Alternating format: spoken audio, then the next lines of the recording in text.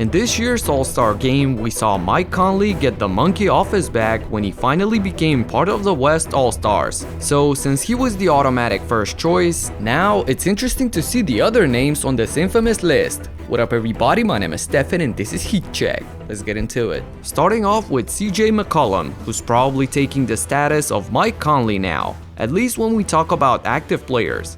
Averaging 22 points and almost 4 rebounds and assists while shooting 39.5% from downtown since the start of the 2016-2017 season for the Blazers, CJ has been extremely good and consistent every single season. However, in this era where the guard position is the most competitive and you have players like Steph Curry, Chris Paul, Devin Booker, Donovan Mitchell, and CJ's own teammate, Damian Lillard, you see why he'll either need to step it up to a whole new level or be stuck in this position that Conley found himself for so long. Monte Ellis. NBA fans, especially the younger ones, may remember Monte as the guy the Warriors decided to trade away instead of Steph Curry in 2012. Yet, what is often forgotten is that the decision was met with fierce criticism in the Bay Area. Just look at how they're booing the owner for that trade, completely ruining Chris Mullin's jersey retirement. And when you speak of Warriors history, there's no one. And you could see why. Ellis was simply put a baller. The 2007 Most Improved Player was supposed to be the face of the post-We Believe era. During his best season, 2009-2010, he averaged 25.5 points, 5.3 assists, 4 rebounds, and 2.2 steals per game. Enough to make the West All-Stars, right? Unfortunately for Monte, wrong. The guard in those 2 seasons was a stacked position, including players such as Kobe Bryant, Chris Paul, and Deron Williams. Yet Ellis didn't get some love even when there were injuries, meaning he wasn't even named a replacement. You wouldn't be wrong, however, if you said that Monte deserved that instead of one of Chris Kaman, a 33-year-old Chauncey Billups, and a 36-year-old Jason Kidd. Ellis was overlooked during the 2010-11 season too, when his stats were nearly identical to his numbers the previous year. Trajan Petrovic, one of the saddest stories in the history of basketball. Just as Petro was entering his prime, his life was cut short when he was killed in a car crash in June of 1993. The 92-93 has been his best season. Mozart, as they call him, averaged 22.3 points per game, connecting on almost 45% of his three-pointers, which was the 3rd best in the league. But competing for a spot with MJ, Isaiah Thomas, Joe Dumars, as well as Mark Price was definitely tough. Petrovic got some redemption at the end of the season when he was named to the All-NBA 3rd team. Back in '93, many fans, especially in Europe, were somewhat disappointed that he wasn't an All-Star. But the general opinion was that given his age, he was 28 at the time, he would definitely make the team in 1994. Unfortunately for everyone, we never found out. Andre Miller. Most of us remember the excitement surrounding Miller then with the Cavs in his sophomore season of 2000-2001 when he averaged almost 16 points and 8 assists per game, to go along with 1.5 steals and 4.5 rebounds. The professor, as they called him, was even better in 01-02 when he averaged 16.5 points, 4.7 rebounds, and a league-leading almost 11 assists for the Cavs. Yet, sadly for him, that didn't result in a trip to the All-Star weekend in Philadelphia. Andre is another example of a player most likely worthy of an All-Star appearance being prevented from doing so as a result of big competition at guard and playing for a bad team. Though he didn't stand a chance against Iverson, Jason Kidd, McGrady, and Jordan, who was then playing for the Wizards, one could make the case that Miller could have been selected ahead of Baron Davis or Ray Allen. Little that we know that at the time, from a statistical standpoint, that was Miller's best chance of an All-Star spot. First, a J.R. Smith layup to convince you to subscribe.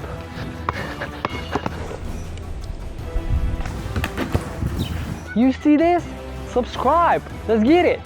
Al Jefferson.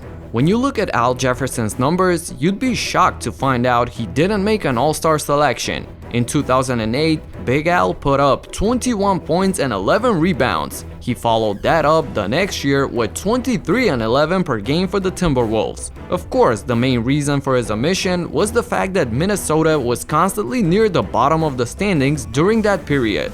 To his defense, however, these are phenomenal numbers, and Jefferson replicated them in 2014 playing for Charlotte when he put up almost 22 points and 11 rebounds per game.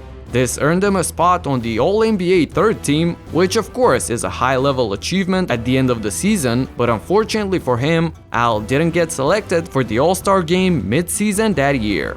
Jason Terry. In 2002, Andre Miller wasn't the only All-Star casualty. The Hawks' Jason Terry didn't make the cut either, though his case was less impressive than the Professor's. The Jet, however, even in his third season in the league, averaged 19.3 points, 5.7 assists, and 3.5 boards, while connecting on almost 39% of his shots from deep. Like Miller, he faced the same circumstances, tough competition, and a team record below 50%. The Hawks would end the season with only 33 wins. Terry's second best shot came 7 years later, when he once again averaged over 19 points a game. Though he was now on a winning team in Dallas, he wasn't able to be selected ahead of Kobe, CP3, Brandon Roy, Billups, and Tony Parker. At the end of the year, he at least found some comfort in winning the 6th Man of the Year award. Derek Harper. When you mention the name Derek Harper to people, most of them remember him as either that veteran on that mid-90s Knicks team that failed to get over the hump, or that guy from Dallas who mistakenly dribbled out the clock against the Lakers in the 1984 playoffs, thinking the Mavs were ahead while the score was actually tied. Lakers don't want to foul. 2 seconds. Time is going to run out.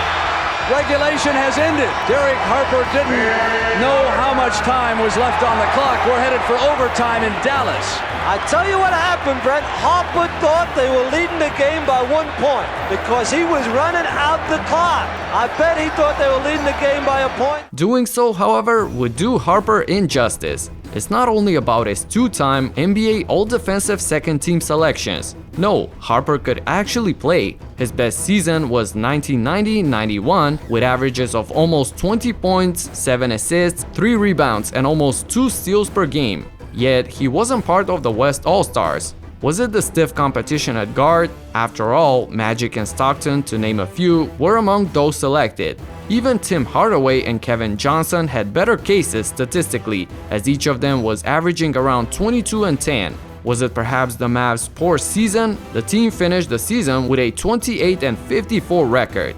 In the end, it was likely the combination of both factors that didn't see Harper suit up with the West.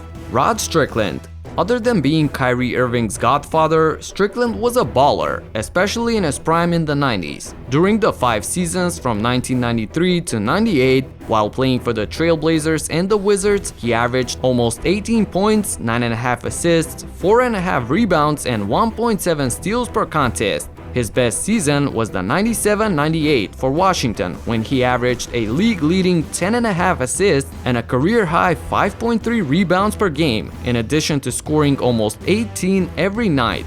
Yet, when you see the names of the East's guards at the All-Star Weekend in New York that year, there was Jordan, Penny Hardaway, and Reggie Miller. You start to get the picture. Yes, you could make the case that he could have been selected ahead of Steve Smith or Tim Hardaway. However, bear in mind that Smith was averaging 24 and 4 for the Hawks, while Hardaway was playing for a strong Heat team, which most likely impacted the selection process. However, it must be said that it was a little ironic when Strickland made the All-NBA second team at the end of that season. So, there you have it, the non-All-Star All-Stars. Let me know in the comments if I missed someone.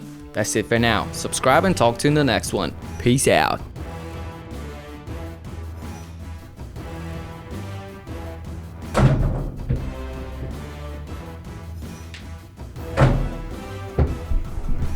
Your boy is never gonna be an all-star shooting like that.